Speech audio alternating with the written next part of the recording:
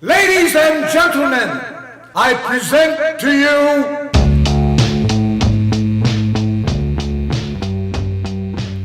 Hello and welcome to Self-Inflicted Aural Nostalgia, the Guided by Voices podcast. My name is Jeff, and today we're looking at the second of two records to come out in 2017, How Do You Spell Heaven? But first, let me say for the second to last time that, as usual, all music heard in this podcast is played and owned by Guided by Voices. Any reviews or materials cited are owned by their respective creators.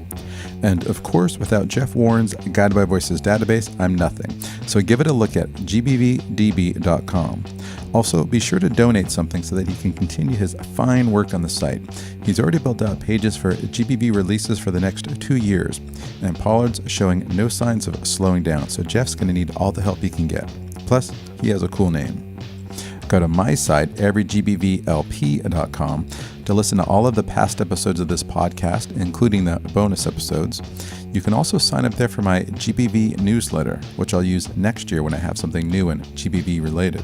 And if you want to send me any tearful messages of farewell, I can be found at jeff@everygbvlp.com.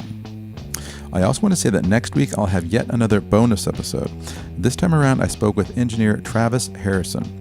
He's an integral part of the band, having worked with GBV on their past 3 records. It was a super great discussion, so be sure to check it out. And finally, stay tuned to the end of this episode, since I'm going to have a world premiere of yet another song from the LP of original GBV tribute songs, which will go live a week after the Space Gun episode. Today I'll be playing the awesome and epic track Imaginary Band by Photon Band. It's a truly stellar song, so stick around to the very end to hear it. Now let's get to the show.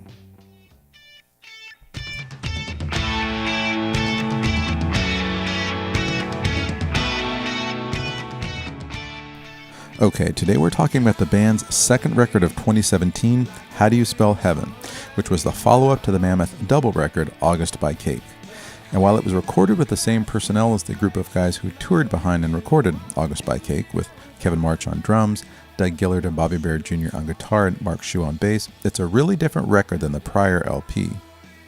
I called August by Cake in the last episode a transitional album, since it was basically pointing forward in terms of the new full band sound that they were achieving with the new lineup and with Travis Harrison as an engineer. And yet the record also looked back a little bit, with a number of songs being just Pollard and a drum machine like on Please Be Honest. There were also short lo-fi song snippets that harkened back to the reunion LPs. But here I feel like the band really entered and cemented a new phase. As an LP, How Do You Spell Heaven reminds me of David Bowie's The Man Who Sold the World.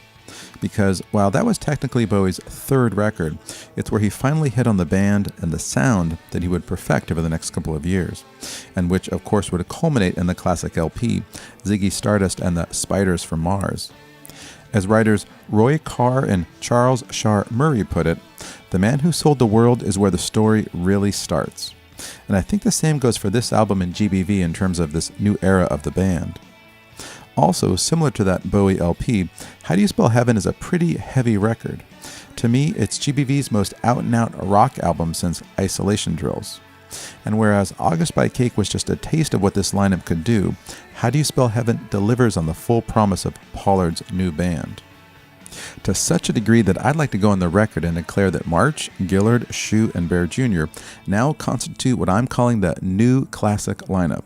This is not a pickup band or just some gaggle of guys Pollard threw together. This is really something special. Recent additions Mark Shue and Bobby Bear Jr. have seamlessly worked their way into the spirit of the group, having meshed pretty much perfectly with veteran drummer Kevin March and longtime sideman Doug Gillard. And the work these 4 guys have done together, whether it's been on stage or on record, has been truly impressive. And when you add the stellar job that engineer Travis Harrison's done on this LP and the previous record, not to mention his work on Space Gun and the singles we've heard from the next 2 records, you begin to realize just how fucking out of sight this incarnation of the group is. In fact, it was actually this run of records that made me want to do the podcast in the first place. Now, don't get me wrong, I absolutely adore those early records. In fact, not much in my life means more to me than B-1000 or Propeller. My home? Pfft. My marriage? Meh. My kid? Yeah, I guess. But those 2 records, they are something special.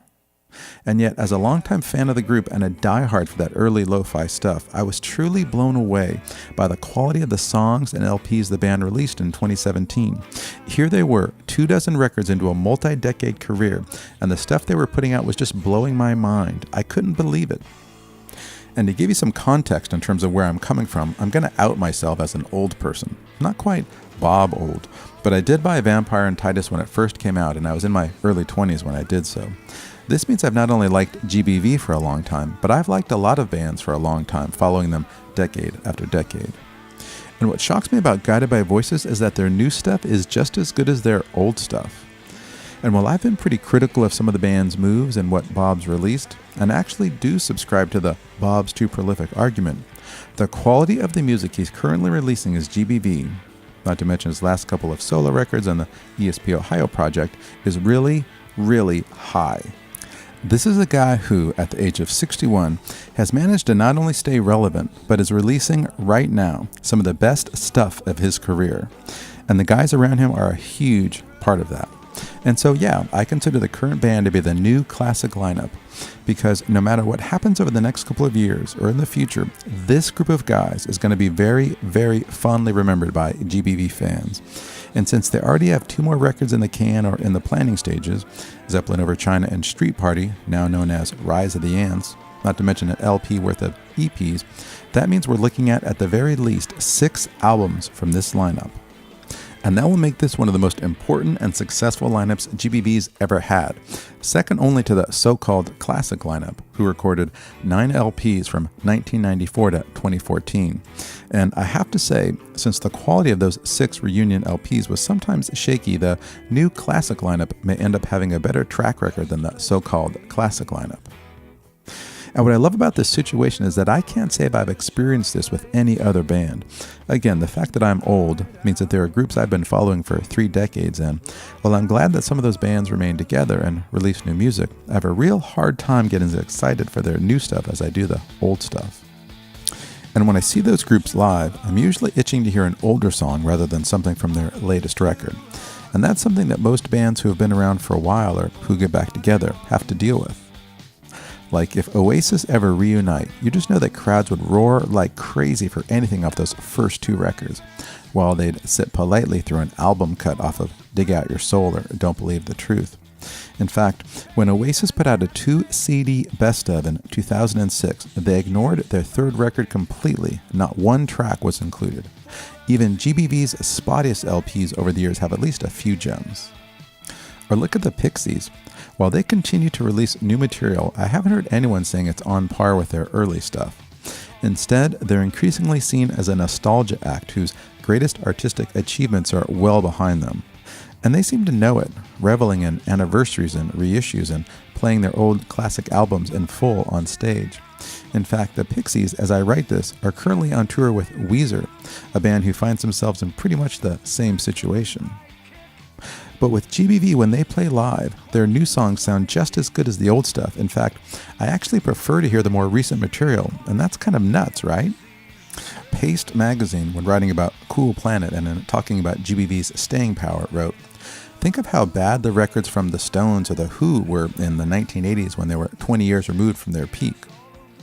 And of course, those bands continue to release records even in the 90s and beyond, but I don't think any casual or even hardcore Stones or Who fan would call those albums their best work. And when those bands play live today, it's basically a parade of their greatest hits. They know what the crowd wants, and so they give it to them. Plus, as much as I love the players from the previous incarnations of GBV, whether that means Alien Lane's era guys like Mitch Mitchell or Toby, or even later members who became, in their own way, fan favorites like Nate Farley and Todd Tobias, I never think of Guided by Voices as incomplete or less than, just because it no longer features a founding or a long-standing member. And that's something I can't say of a group like New Order, a band who, without Peter Hook, doesn't make much sense. Or recently, as I write this anyway, it was announced that Gerard Love had quit Teenage Fan Club. However, the band will continue to tour with someone else on bass. And while I love the group and was hoping they'd come to the States so I could see them again, I've seen them half a dozen times, I got a little deflated seeing that news. It made me reconsider if I'd buy a ticket to see them play. I mean, any Teenage Fan Club show where there's not a chance to hear Star Sign just doesn't seem like a lot of fun. I saw them plenty of times in their heyday, and maybe it's just time for me to call it quits in terms of seeing them live. We have relationships with bands the same way we do with people. Sometimes they last forever, and sometimes you just need to draw a line under it and say, that's enough. And, of course, sometimes you make new and cherished memories with someone, while with other people, all you want to do is talk about the good old days. But Bob's managed to, with GBV, transcend any sort of adverse effect when it comes to who he has in the group. And he's getting better and better at creating just the right kind of chemistry between who he chooses to have in the band. I guess that should make sense. After all, he is a scientist. And I think that's all amazing, and it's something I've never really experienced with any other group. Anyway, as we begin to dig into How Do You Spell Heaven, let me say that this LP is really interesting because, coming as it did after two really different records, we as listeners had no idea what to expect. The previous LP was a double album stuffed with 32 tracks of sonic goodness that saw, for the first time in the 30-year existence of GBV, all band members contributing songs. It was the longest record by far, featuring a ton of really strong music. And yet the record before this featured just Pollard with Bob playing every instrument. So what would this new record hold? What would it be? What would it sound like? Were we in for Sad Baby Eyes Part 2 or more exquisite pop tunes from Kevin March? Would it be lo-fi, really eclectic, or something else entirely? Also, having made over and over in this podcast the quality over quantity debate, I was worried that it was following so closely on the heels of the previous record. During the run of reunion LPs, when the band was putting out numerous records a year, I felt they were sort of rushing them out instead of maybe taking a pause and putting out one record and having that be a truly amazing album. So the fact that 2017 saw 2 records released, I was nervous, but I shouldn't have been because Pollard and the guys turned into a really fantastic LP. I also appreciate that since the album features only 15 tracks, How Do You Spell Heaven ends up being one of the most focused GBV LPs in over a decade. You have to go all the way back to Earthquake Glue to find a GBV record with only 15 songs. Plus, the band was really fleshing out Pollard's tracks. Only 3 of Heaven's songs are under 2 minutes, and only one, They Fall Silent, is the kind of lo-fi Pollard song snippet that usually rubs me the wrong way. Otherwise, what you have is a collection of really, really strong tracks that shows both Bob and the band firing on all cylinders. Plus, the fact that the record sounds so good shows just what an asset engineer and fifth Beatle, Travis Harrison, was becoming. His work with the band is quickly becoming a standard bearer in terms of sounding amazing. In fact, this is probably the second or third best sounding GBV record I've ever heard, behind only Isolation Drills and maybe Rick Ocasek's work with the band on Do the Collapse, which is high praise indeed. It was recorded the way Bob's done a number of solo records, with Pollard providing demos to be fleshed out and recorded by the band on their own, while he then later puts vocals on top of the final instrumentals. This would all be the template followed for the next LP, Space Gun, and since these are both super tight, super fine records, it's a formula that seems to work with this group of guys. Travis Harrison gave me more details on the process, which you can hear in next week's bonus episode. I'll also talk about this in a bit more depth in the Space Gun episode. The cover for the record is really striking too, and awfully reminiscent of the one for August by Cake, except instead of Mark Schu's head taking up most of the cover, it's Bob's face. The photos of Bob leaning into a lamp, his face illuminated while the background is mostly black. It's a really cool image with Bob's face looking both ghostly and serene, and his red shirt providing a nice counterbalance to the dark background and Pollard's pale complexion. The fact that the photo was taken by Mark Schu leads me to believe that it was taken as a candid or impromptu shot, and the same as with the photo on the cover of August by Cake, that Bob later saw it and said, "That's the cover."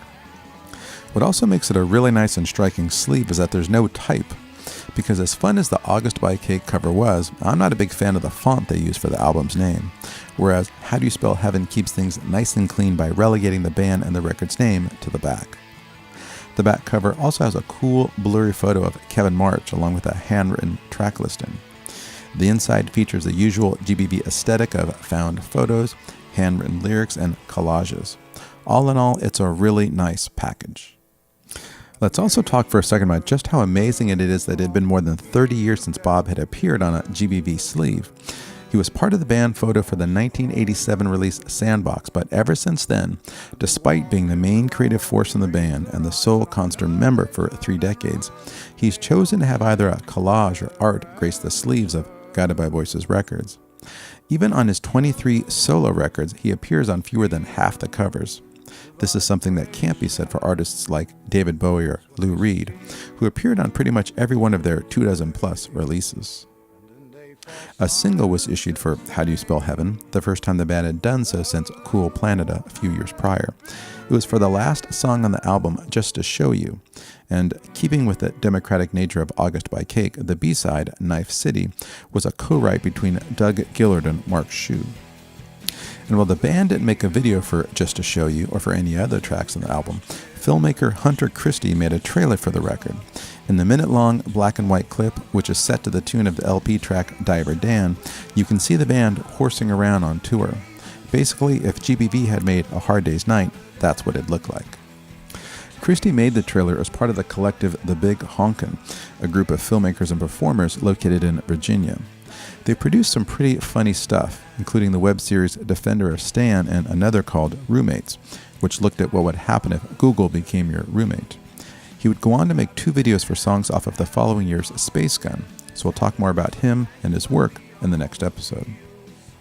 In terms of reviews, website Exclaim exclaimed, Guided by Voices maintain their knack for bright, chaotic pop movements on new album How Do You Spell Heaven, complete with angular chord patchworks, abrupt melodic transitions, and deliriously honest storytelling, all held together with glue.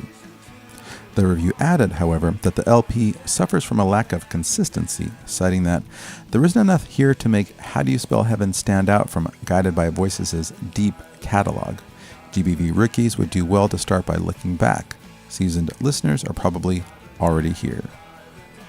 The AV Club gave the LP a B-, declaring that keeping up with all things Guided by Voices is a full-time job. The reviewer missed the variety found on August by Cake, stating that How Do You Spell Heaven suffers from having a tad too much of Pollard's lone influence, and as a result, it's overloaded with the kind of mid-tempo filler that takes a few listens to really stand out. I don't really agree with that assessment. To me, the reunion LPs had tons of filler, but I don't really hear that on Heaven. Plus, it's hard to call a lean 15-song LP overloaded. Pitchfork gave the record a 7.4, writing that, with Pollard reassuming all lead vocalist duties, this handsomely crafted record strikes a balance of crystalline jangle, authoritative swagger, and wire-schooled crunch, reminiscent of 2001's way underrated Isolation Drills. Website Spectrum Culture noted the overall sound of the songs, writing that, despite the lo-fi origins of the band, Pollard seems to have become comfortable with a mid-fi sound. It's accessible enough without altogether capitulating to commercialism and losing what is distinctive about the band's sound.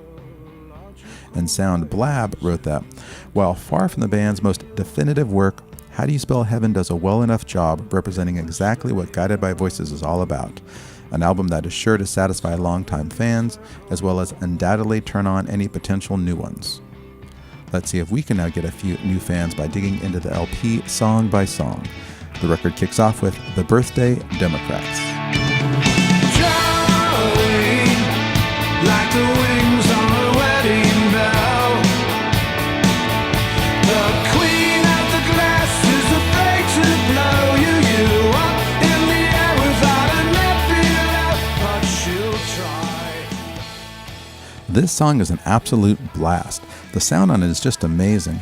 All the instruments sound great, and so do Bob's vocals. Travis Harrison's also done a great job with the mix, since you can clearly hear Kevin March's hi-hat amidst all the other stuff going on. Whereas drums in some GBV songs, especially in the early days, sounded like somebody pounding on cardboard boxes, here they sound great. You really have to go back to Isolation Drills or Do the Collapse to find the band sounding this good.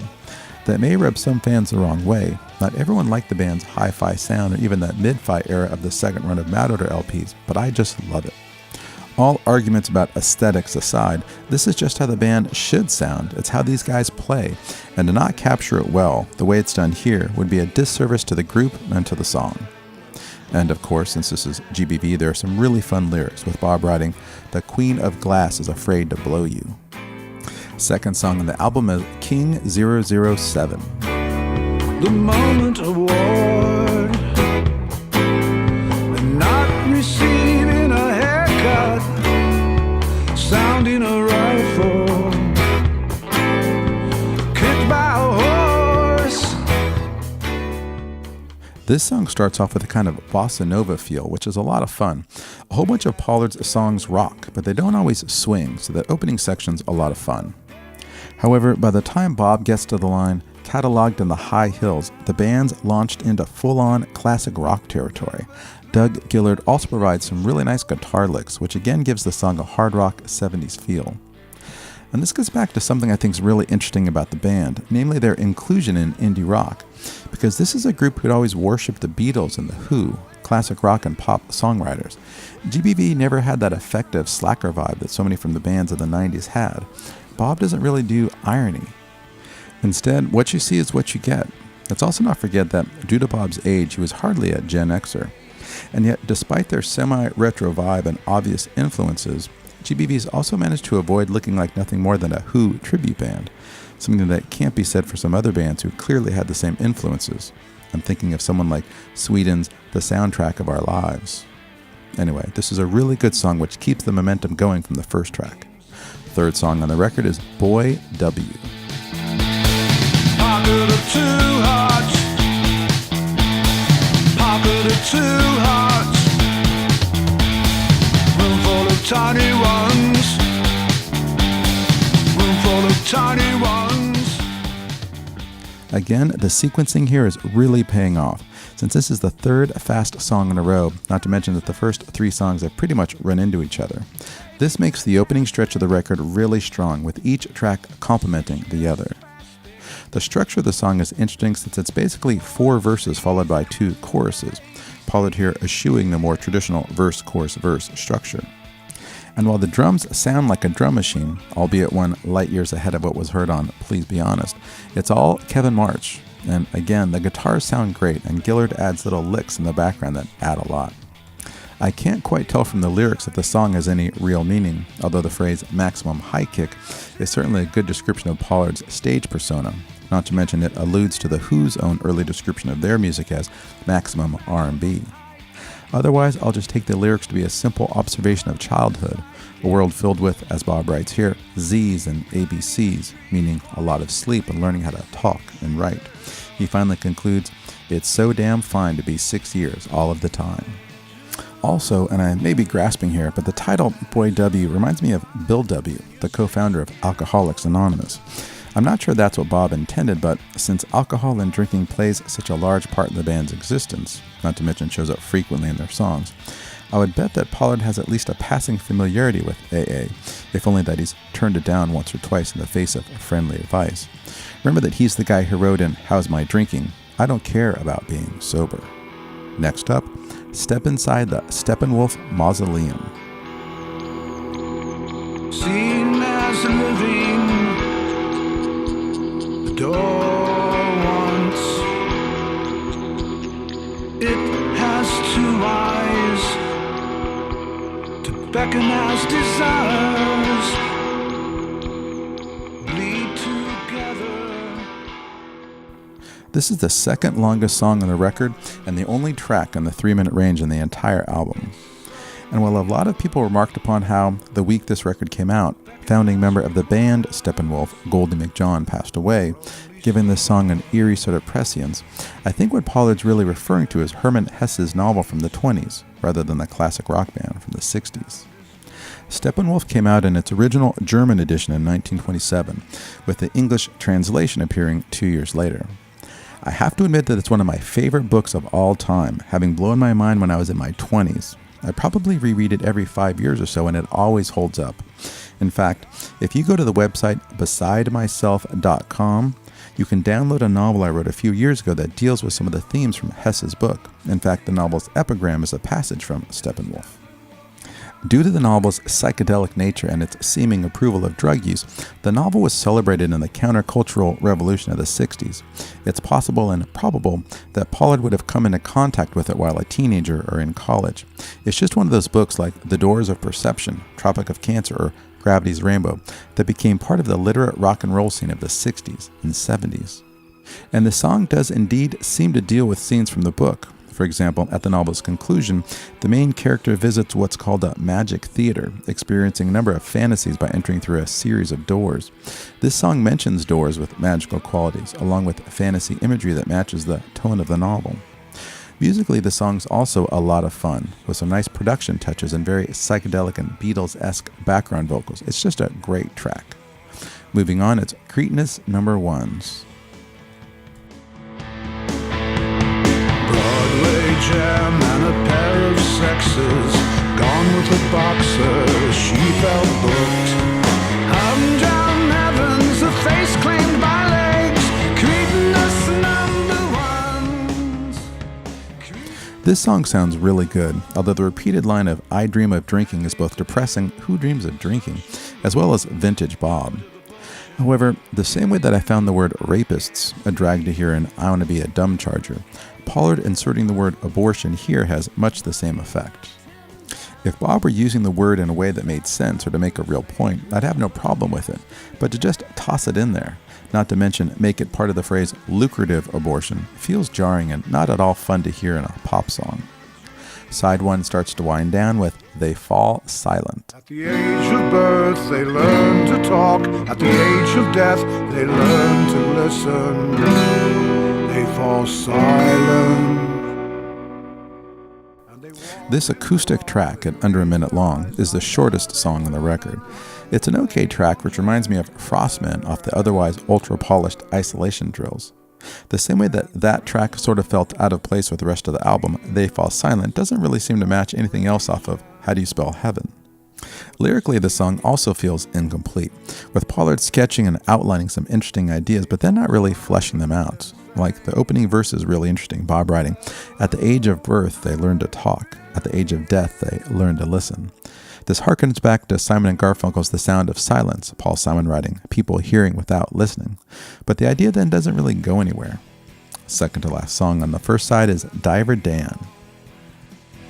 So we crashed here. She blinks as she wakes up to better problems. Take a shot with your eyes down. Gaze into the water. Diver Dan. At just 4 seconds past 2 minutes, this is a super sharp pop song that sounds awesome. On a record full of good songs, this is one of the best.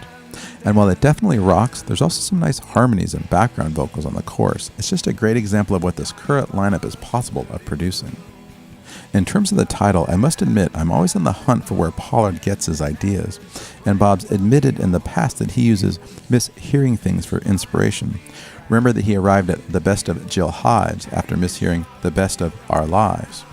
So I wonder if for Diver Dan, he got the title from the expression diver down. In addition to being the name of Van Halen's not-so-great fourth record, scuba divers use a flag which means diver down to let other divers know where and when someone's under the surface. And if you think that's not important, just watch the film Open Water.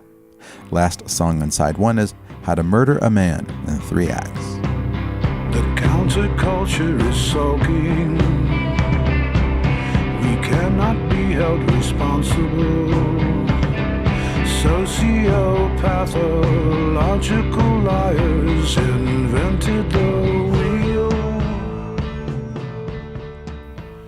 Similar to how Substitute 11 off of August by Cake was subtitled An Educational Nightmare Teleplay, this song is similarly dramatic, with its 3 sections being likened to different acts in a play. And while the 3 parts don't really cohere from a storytelling point of view, it's kind of amazing that Pollard and the guys managed to pack in so many different musical styles and tempos into a song that's under 3 minutes long. In that regard, it's pretty indebted to The Who's first mini-opera, A Quick One, which How to Murder a Man resembles, the end of the first section sounding a bit like that cello section of the Who song. Some of the lyrics are also a lot of fun, Pollard writing of Salvation Army Beetle Boots. Beetle boots were of course named after the band, who popularized them in the early 60s. They were basically a variation on the Chelsea boot. They were black and leather with pointed toes and what's called a Cuban heel. They were pretty popular for a while, but you don't see them much anymore, which is maybe why you'd find them in a Salvation Army thrift store. However, by choosing that particular institution instead of, say, the Goodwill, Bob's making an allusion to regular old GI issue army boots. And since his work is rife with military references and imagery, it's not a stretch to think that Pollard likens a band and perhaps their fans to a military organization. And they wouldn't be the first. Remember that Kiss called their legion of fans the Kiss Army, so it's really just a nice touch. First song on side 2 is Pearly Gates' Smoke Machine.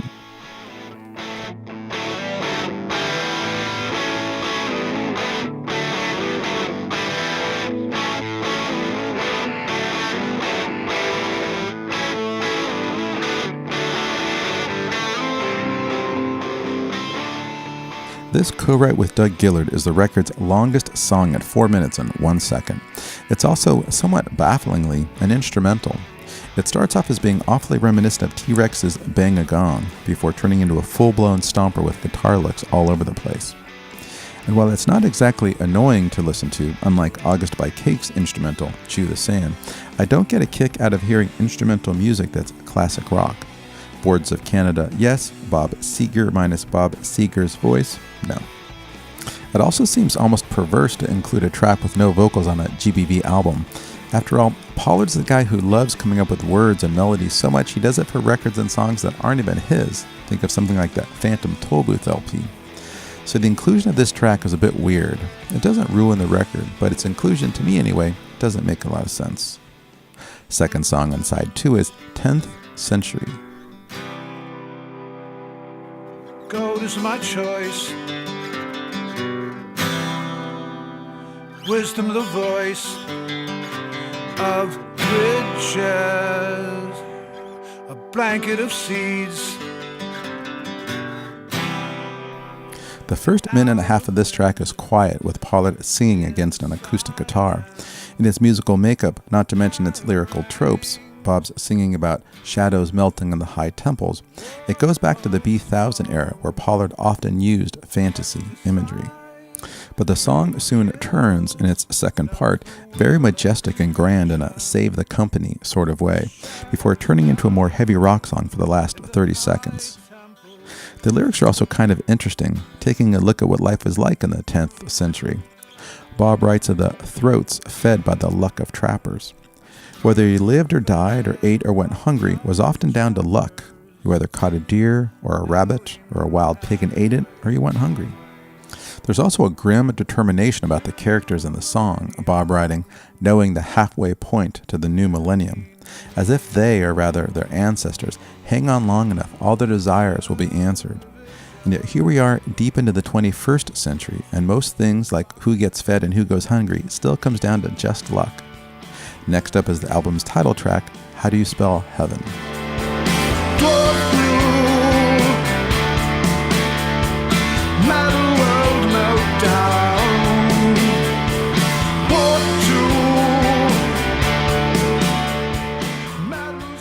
This is a really good song that, while it has some nice lyrical and musical touches, at just under 2 minutes, the ideas don't really get a chance to develop. That being said, there's some good lines in the track. Pollard asking rhetorically, well, how do you spell heaven? And is bookshelf one word? I have to say, this reminds me of the Insane Clown Posse song, Miracles, where the duo asked in a much mocked song, fucking magnets, how do they work? In an age of a hopefully solid basic education, not to mention Google, the answers to these and a myriad of other questions are right at your fingertips. Pollard seems to allude to this, writing, information machines closing the casket. Is having too many answers going to kill us? Is the internet just another useless invention? The answer to these questions are still up for debate. Moving on, watch out for paper cuts. Some springs and Springsteen's wrap them firmly and complete. I should mention that cuts in the song's title is spelled with a Z at the end and not an S, like on the earlier song, Panthers, which was going to be the name of the autobiographical band in the aborted Power of Suck LP. This song gets back to the hard rock template found earlier on the record. It's a really nice song with a chorus that's very cheap trick. I think some of the song might be literal, Pollard writing, I'm a paper man and I love my hands. As a guy who works almost daily with photos and illustrations for his collages, I can imagine that he gets his fair share of paper cuts, and they can hurt. If the song has any deeper meaning than that, I'm not sure. Bob may not even be sure himself since he sings late in the song and we don't even understand. The record starts to wind down with Low-Flying Perfection. Didn't I talk about a walk into grand endless space, like photographing stars,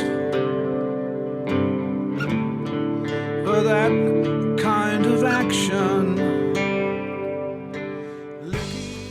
This is a super nice song with some really good production touches, including ethereal background vocals. It starts with a single electric guitar line before the drums and the rest of the instruments come crashing in. In this way, the song is very similar to Don't Stop Now. And of course, the reference to flying makes it right at home with GBV's dozen other flying and plane references. Pitchfork wrote of the track, Low-Flying Perfection is a harmony-gilded, country-dusted ballad from a band that's often in pursuit of high-flying imperfection. That last phrase is pretty clever. I think high-flying imperfection should be the title of Suitcase 5. There's also a nice, if not depressing, couple of lines late in the song when Paula writes, Overfed vultures robbing us. On the surface they sit, admiring their epochs, spying, lying. It's a pretty chilling vision. The vultures aren't circling, they're not flying high in the sky, they're right there on the surface, sitting next to us. And there's no shame in what they've done. In fact, they're gloating as they admire their handiwork in the age of greed and avarice they've brought forth.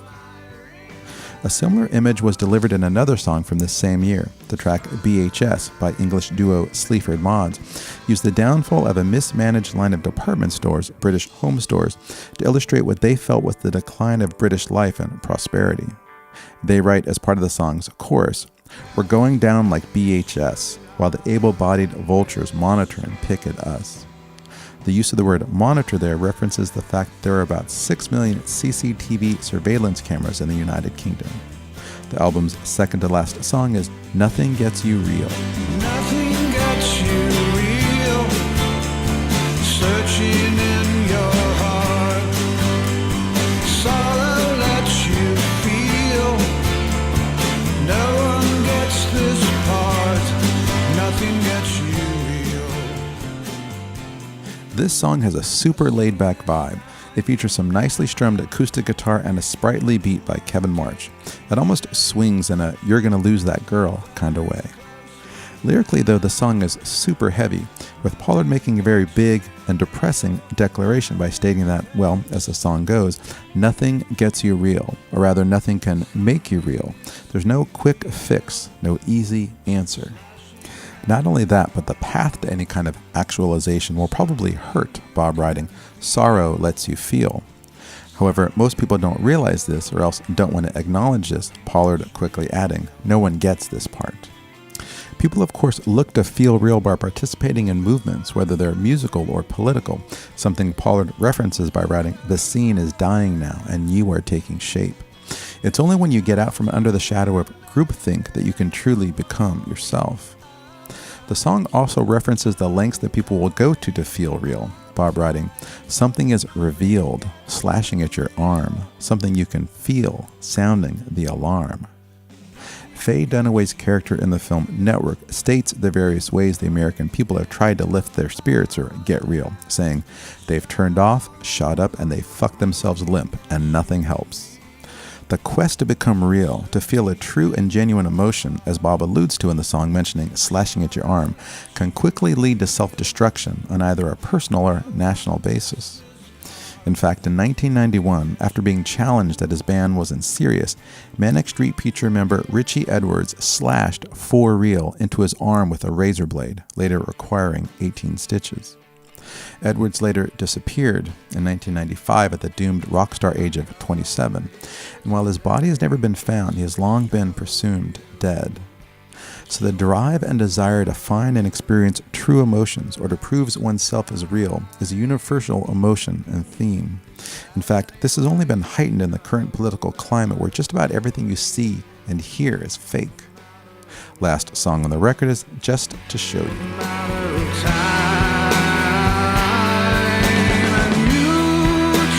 Criticize because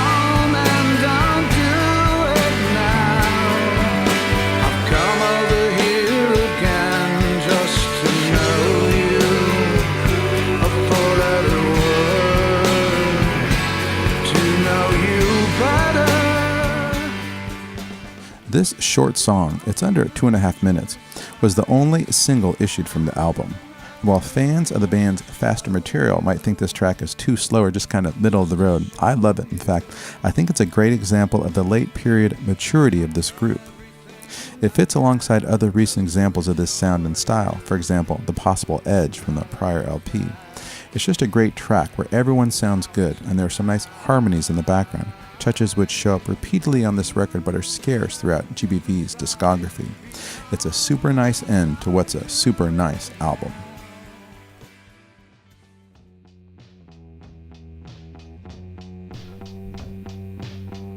Okay, that's it for the show. In 2 weeks, we'll be wrapping up the series with GBV's 25th record, Space Gun. It's the only LP the band released in 2018.